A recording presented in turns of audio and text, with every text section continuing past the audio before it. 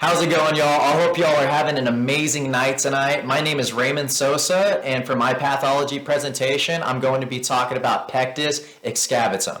Now, this is not to get confused with Pectus keratinum. In simpler terms, we're going to be talking about concave, and we're going to be talking about convex. Now, for Pectus excavatum, we're going to be talking about concave. Now, the whole reason that we're talking about concave is that it's actually a depression in the sternum mediastinum area. Now, this is due to an overgrowth of cartilaginous tissue from your ribs to your sternum. So it's actually going to be looking like a V shape going inwards towards those main organs, which are your heart and your lungs. And if it's collapsed enough, it can cause some serious problems down the road. Now, with Pectus keratinum, if you were to do a push-up or if you were to hit a larger object up on that elevation, because instead of it being inwards, it's actually going to be outwards. So if you were to put your hand along your chest, it's going to be like a wave. Now, if you were to hit it a little bit too hard on that area, you could be at risk of cracking it or breaking it entirely, and you could have major problems down the road with that as well. Now, coming back to Pectus excavatum, I've dealt with it my entire life, even whenever I was younger, and some of those symptoms that can arise from it can deal with fatigue. You could have a heart attack later in life. You can experience chest pain. You could experience shortness of breath, and some of the cosmetic issues with it.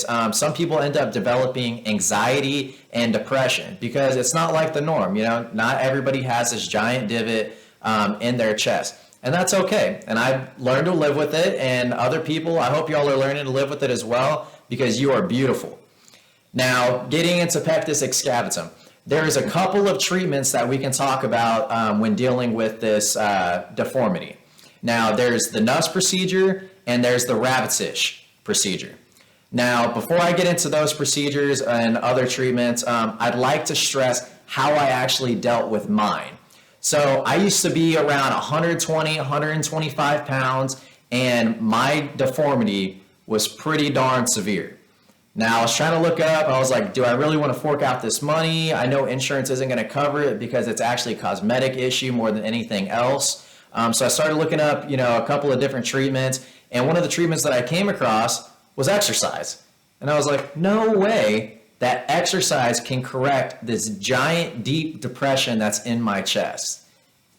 I ended up giving it a shot. I ended up doing lots of chest exercise. Decline bench and little resistance bands were my best friend for the next 38 days. I went from 125 pounds with a great diet. I was eating 3,500 calories a day, which could be a little bit excessive, but if you have a metabolism like mine, then it's nothing. I went from 125 pounds in 38 days, I went to 152 pounds. Now, my divot in my chest was almost unnoticeable. It was amazing. It was almost completely flat, and it actually made my pecs look bigger.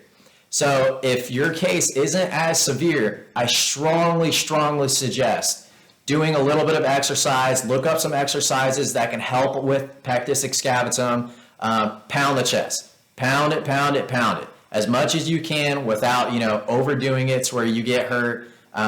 If your case is a little bit more severe, which we're going to talk about right now, actually. So if you have a Haller index, which is your transverse diameter divided by your anterior to posterior length, if you divide those and you end up getting something that is above 3.25 for your Haller index, you are known to have a more severe case of Pectus excavatum. Now, in that case, you're going to need to look at a Nuss, or you're going to have to look at a Ravitich procedure. Now, a normal person's Haller index is 2.5. So just kind of keep that in mind. Mine was definitely not around 3.25. Mine was probably in the 2.9, 2.8 range. And in my mom's case, because Pectus excavatum is one of those things that can actually be inherited, it's not known to be spread any other way. Like, there's not a certain bacteria. As of right now with research, that explains why Pectus excavatum actually transmits to different generations. Now let's get into some of those costs for those Nuss procedures. The whole reason why I didn't look into the Nuss procedure and the Ravitich procedure right off the bat is because I knew it was going to be forking out a whole lot of money, because insurance isn't going to cover it because it's known as more of a cosmetic issue. Now, I don't know how insurance is going to work. If it's a more severe case and it actually is affecting your heart and your lungs, you'll probably be able to get a little bit of backing there with your insurance. But I know for the NUS procedure, it can be anywhere from $50K to $100K. Now, with the Rabbitich procedure, it could be anywhere from $35 to $75K. So talking about the NUS procedure first. So you'll actually have 2 incisions made on your body. It's going to be one here on the side and then the other one right here on the other side. And you're going to have a large bar that goes from this side all the way to the other side, and it's going to be underneath that sternum. Now, what it's wanting to do, it's wanting to press that sternum outwards so it's less distorted deeply, so you can kind of take it off those main organs, give yourself a little bit better to breathe. Now, that bar typically stays in there for anywhere from 2 to 3 years. And then they come back and they take the bar out. So don't be going through any metal detectors at the airport, or else you're going to be flashing that whole time.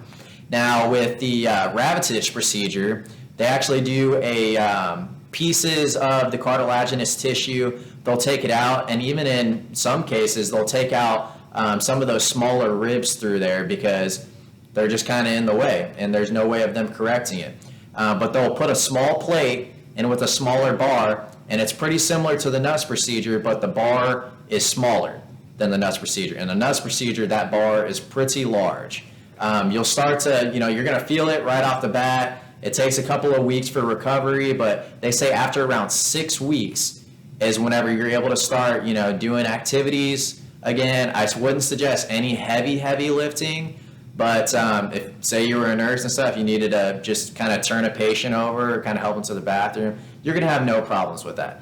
And me personally, I don't have any problems with it because my Howler index isn't as severe as other people, have. Whenever I played sports, I was a football guy, I was a track guy, I was a baseball guy.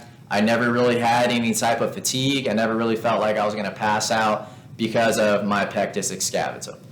So if you're one of those people that the Pectus, is affecting you a little bit more, it's not allowing you to participate in sports like I was, then I would definitely look at getting into those procedures. Go talk to your cardiologist. I would like to show you guys actually a couple of pictures from whenever I went from my transformation from having a very severe case of Pectus excavatum to whenever I was around 152 pounds, because I think you guys are going to think it's pretty extraordinary, and I hope it inspires you guys to go and look at doing some exercises instead of going straight to the procedures, because again, if you have a less severe case under 3.25 Howler index, strongly suggest go and do some exercises, go and do some breathing treatments. With those breathing treatments, if you start to go in and then push outwards while trying to push that depression outwards, it actually worked for me. I did it anywhere from about 5 times to 6 times a day. Don't really push it too far. You don't want to, have yourself passing out or anything.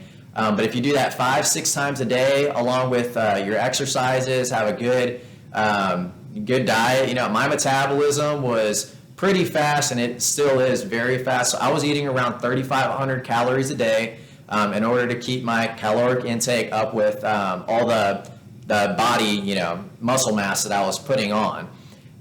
So strongly suggest that. I hope you guys enjoyed this video. If you have anything to say, or if you have Pectus excavatum or just want to know more about it, please let me know down in the comments. I'll see you guys later.